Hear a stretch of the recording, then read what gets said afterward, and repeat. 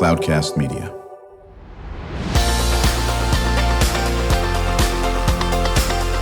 Drew Schlosberg Spotlight on the Community Show, amplifying the voices of social impact organizations, entrepreneurs, local nonprofits, and other community champions who shape the culture, creativity, and connectivity of San Diego. Brought to you by Mission Fed Credit Union, bringing good things to San Diego for over 60 years. Learn more about what is good for you and good for all by visiting www.missionfed.com. I'm Drew Schlosberg of Cloudcast Media. We're doing a special edition of our show from the sound station at Chula Vista Elementary School District. They have a whole bunch of stations that they're doing innovation at. This one here is focusing on podcasts and music and everything in between. We're brought to you by Mission Fed Credit Union, doing great things in San Diego. For more than 60 years, honored to have in with us today, Lalaine Perez. She is the Executive Director of Language Development for the Chula Vista Elementary School District. Lalaine, how you doing? Hi, good morning. I'm doing great. Thank you. Thank you for having me. Well, I appreciate you taking some time out of your warp speed schedule to come and chat with us. How long have you been with the district? I've been with Chula Vista for 15 years. Right. So tell me what you do as the Executive Director of Language Development. Oh, wow. Well, how much time do you have? We have 3 hours. Oh, perfect. Very, very Sounds good. That's right. Michael Sounds just good. fainted over here. Michael Bruder just fainted. No, we got 25 minutes. Well, I'd be happy to share what my department does. So as the Executive Director of Language Development, our department oversees programs for English learners, so students whose first language is not English. We also oversee our dual language immersion program, so I look forward to sharing more about that with you. We also oversee state LPAC testing, which is the language proficiency test for our English learner students. And we also oversee our DAC-DLAC parent leadership group. And so we do a lot of great things, a lot of great work, and that's what we do. I'm happy to be leading that department. Now, have you led the department since you've been here for 15 years, or were you a classroom teacher, then you moved into the department? Absolutely. Classroom teacher first. So I am in my 33rd year of education. Oh, my good. You must have started off as a teenager. I'm telling you that right now. Exactly. I was 12. All in Chula Vista School District? No, but in the South Bay. So Sure. I started my career in the South Bay School District in Imperial Beach, where I was a bilingual teacher. And so... Were you with Rich Thome? I do remember Rich Thome as my superintendent for a short while. Great guy. I worked with Rich when he went over to the County Office of Education. Yeah. That's exactly. So I worked at Barry Elementary School and Westview Elementary School, and I was a first grade teacher and a second grade teacher, and I taught in Spanish to native Spanish-speaking students, English learners. Sure. And then I also worked as a reading language arts specialist. My passion was really helping our little guys to read. And so I did that for 18 years in the classroom, working directly with students. And then I had this opportunity to come over to Chula Vista as an administrator. So I've been an associate principal and a principal at 2 different schools, with my last principal assignment at Salt Creek Elementary, which is a dual language immersion school. And now I'm doing this position for 2.5 years.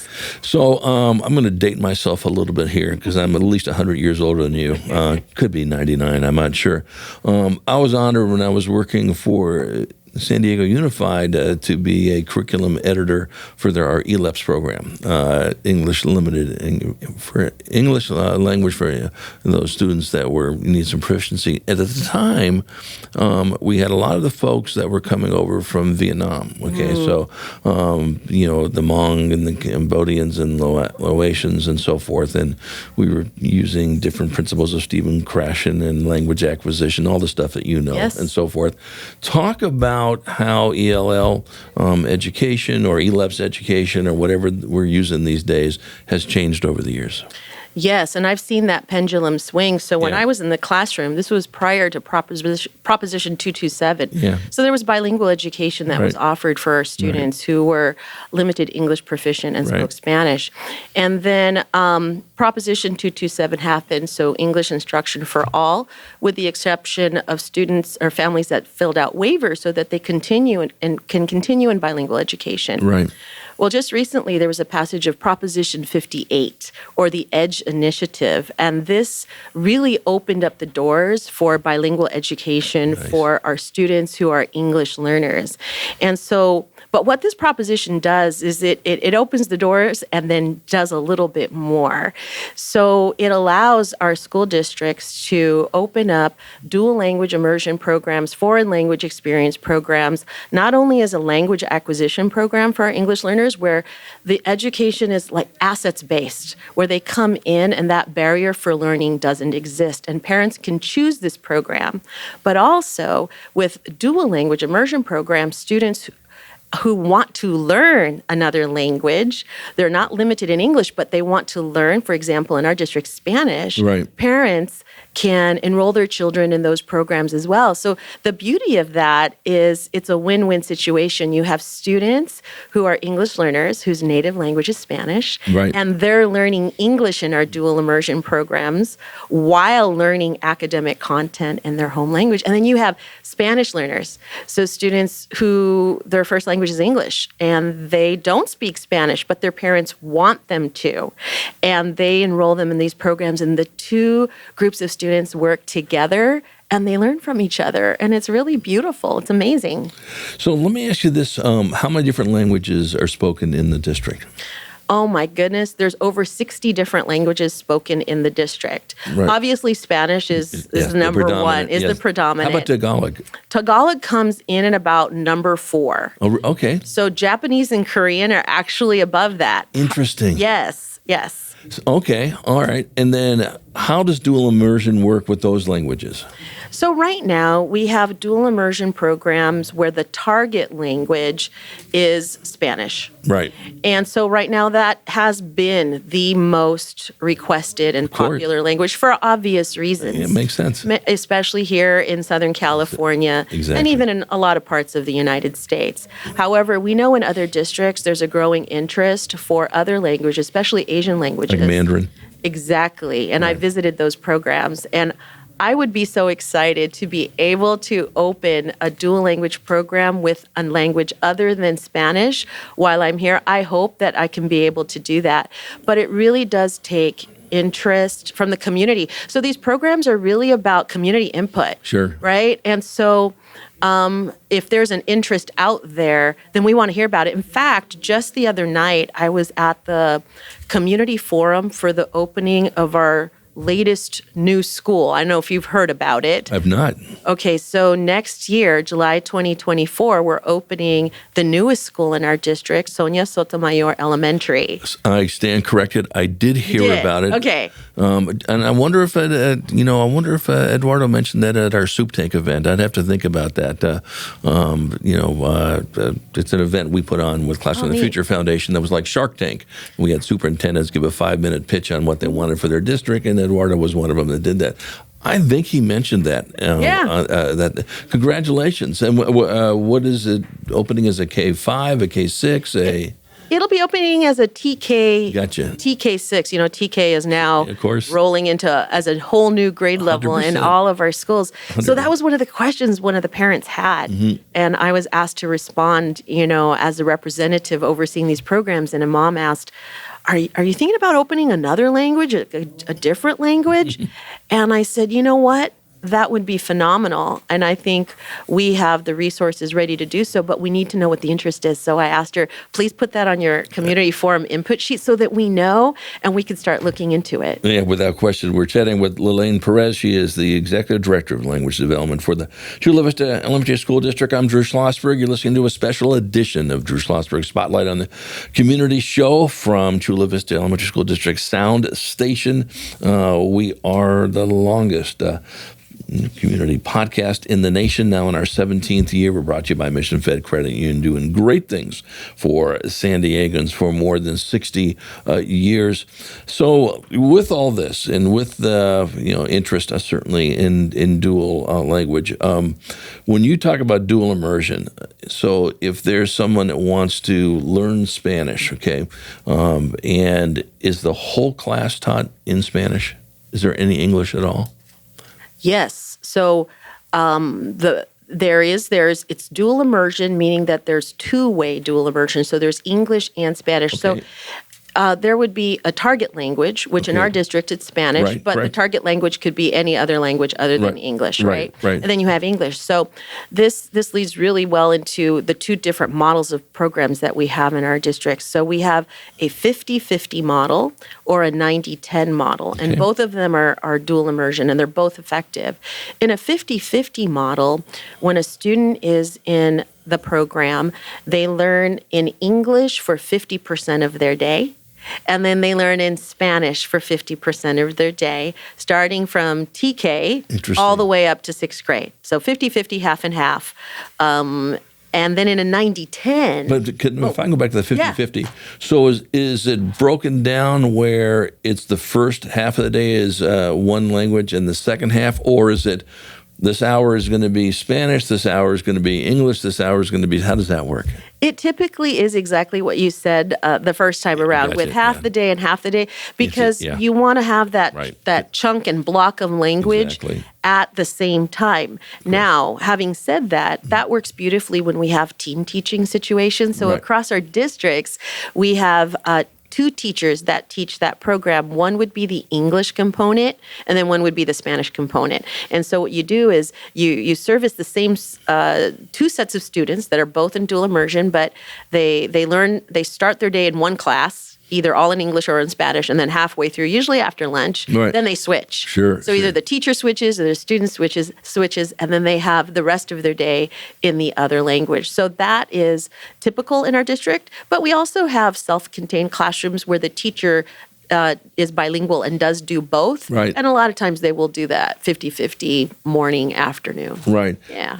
So when we come back from break, I want to talk about the 90-10 model, and that aspect at all. And then, give your thoughts on, you've been doing this for a while now, just how important biliteracy is in being bicultural, especially as we all try to get along in this very crazy world in that aspect of it. And we know at Cloudcast Media, especially in our spotlight shows, we are all about, embracing everybody's culture, for God's sake. People use that term all the time, and then 5 seconds later, they're doing something exact opposite of what you just said on that. So I want to talk about how important that is. You've got a lot of experience in this area. When we return with Lalaine Perez, she is the Executive Director of Language Development for the Chula Vista Elementary School District. I'm Drew Schlosberg of Cloudcast Media, and we will be right back. When you do your banking with Mission Fed, you get great rates on auto and home loans. That's good for you, but something good also happens for a lot of other people. We're not for profit, so we put money back into the community to help lots of great nonprofits to keep San Diego strong. So you're not just getting something good, you're doing something good. Come to Mission Fed. It's banking that's good for all. Brand amplification is the DNA of Cloudcast Media, and our code is the powerful blending of sound, voice, and storytelling to lift local brands and their communities. Whether it is our Brandcast, Schoolcast, or Causecast platforms, the unifying ethos is all about this community, the one you call home. If you dare to dream and want to explore the brand amplification of Cloudcast, a national leader in local podcasting and other Winfluence strategies, please visit us at cloudcast.us.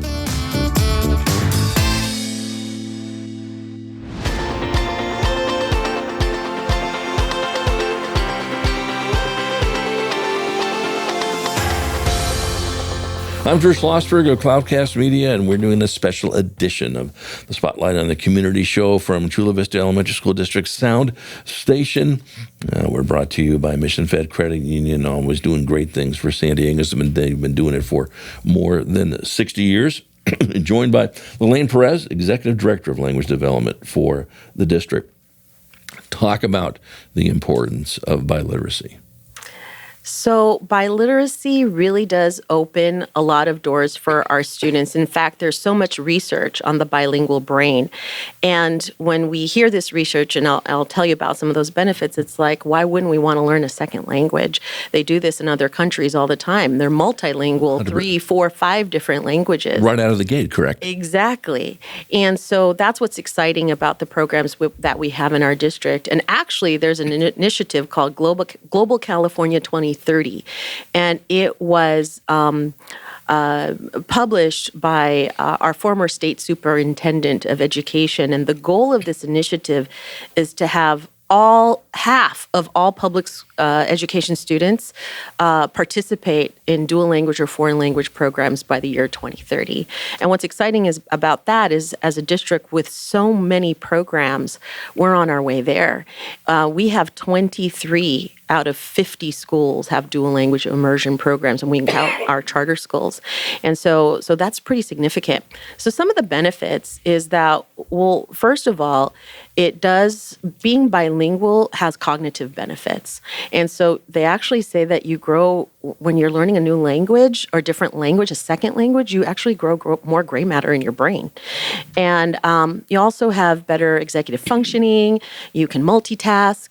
Also, there's research that shows that our bilingual students outperform monolingual students on academic achievement assessments. And we see that as early in elementary school. They say by the time they are in middle school, but we're seeing some of that with the results now.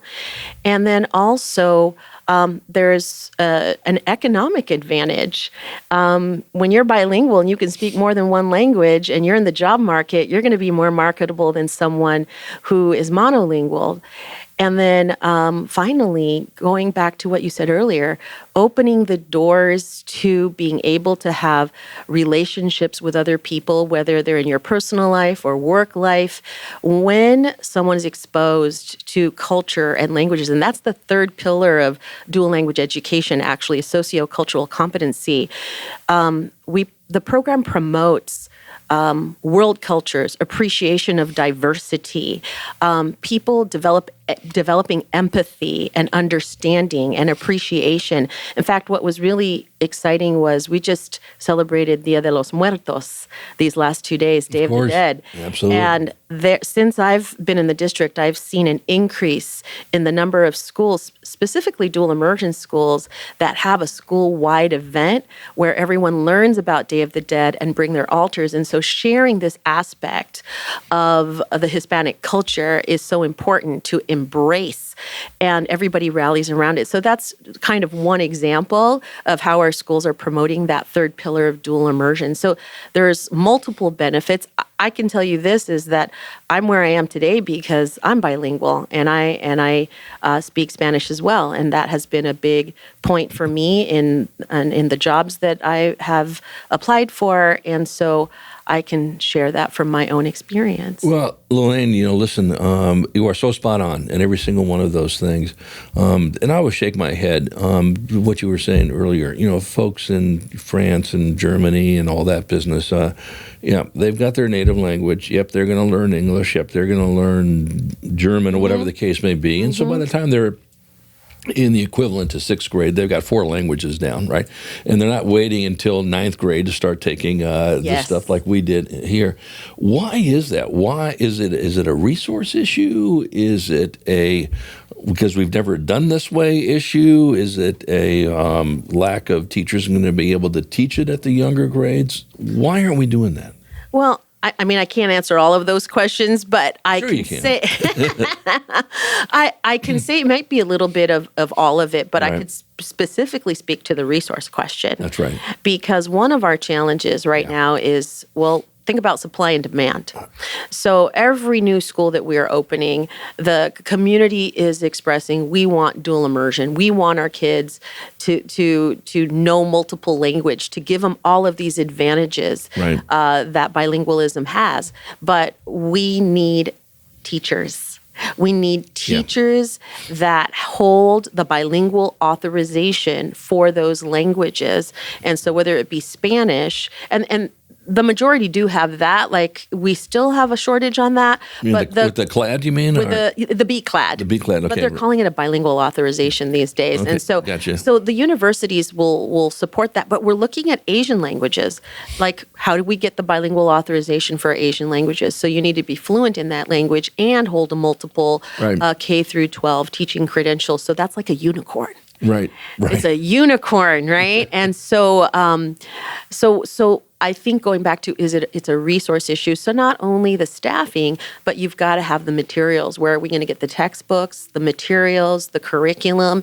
And so those are things that could probably pose as challenges, but certainly not impossible, because there are programs in other districts in different languages. Yeah, no question about that. But we're chatting with Lalaine Perez. She is the Executive Director of Language Development for the Chula Vista Elementary School District.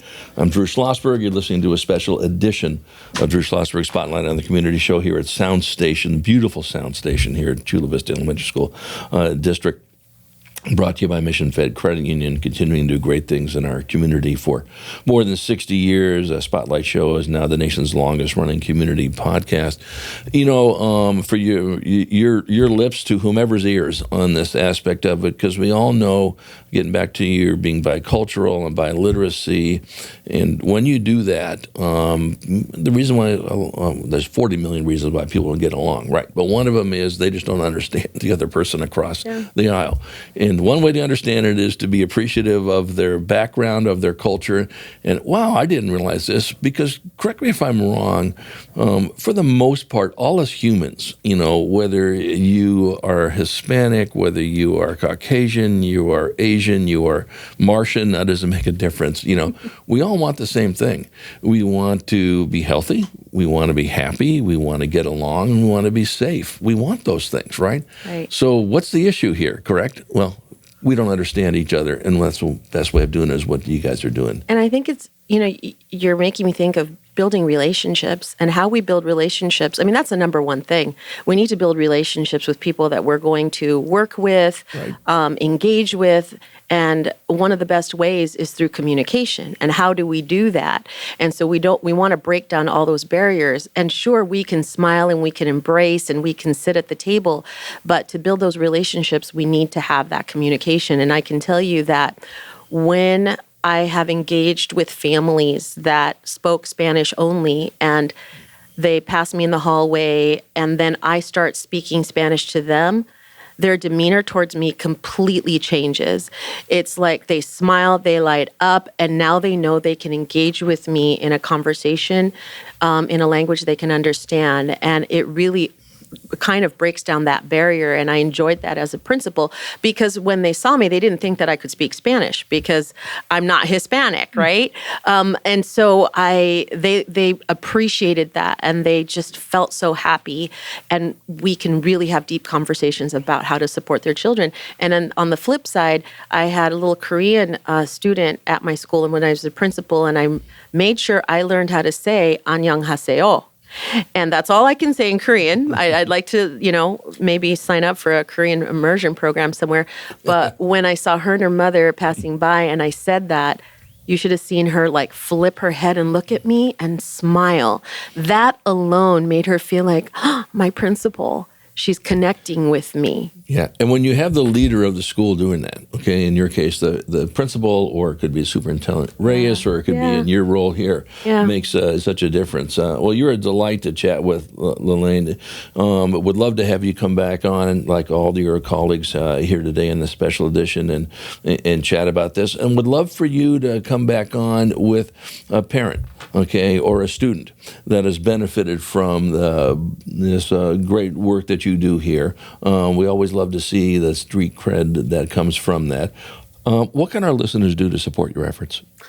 I think it's just, you know, ask about our program, become knowledgeable about our program, enroll your students in our program. Don't be afraid of it. It's a beautiful thing. The program works. If you're thinking, well, we don't speak Spanish at home, that's why you're sending them to us. The program works. Trust the process.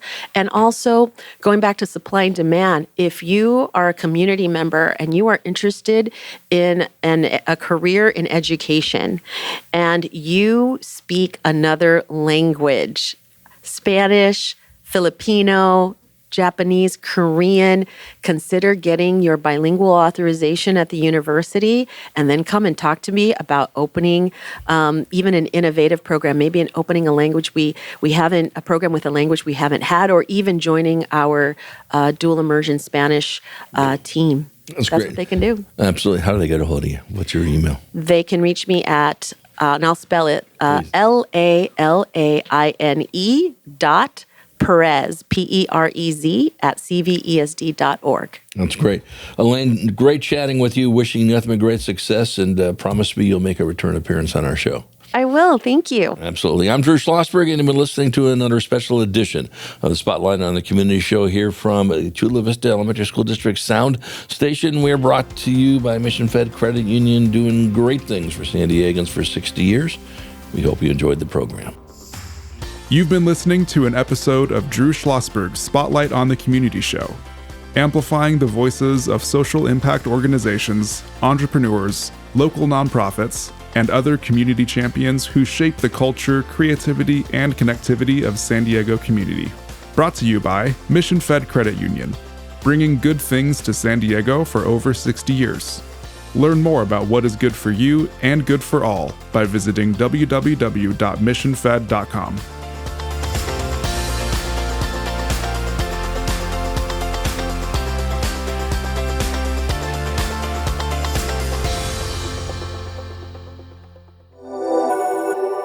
Cloudcast Media.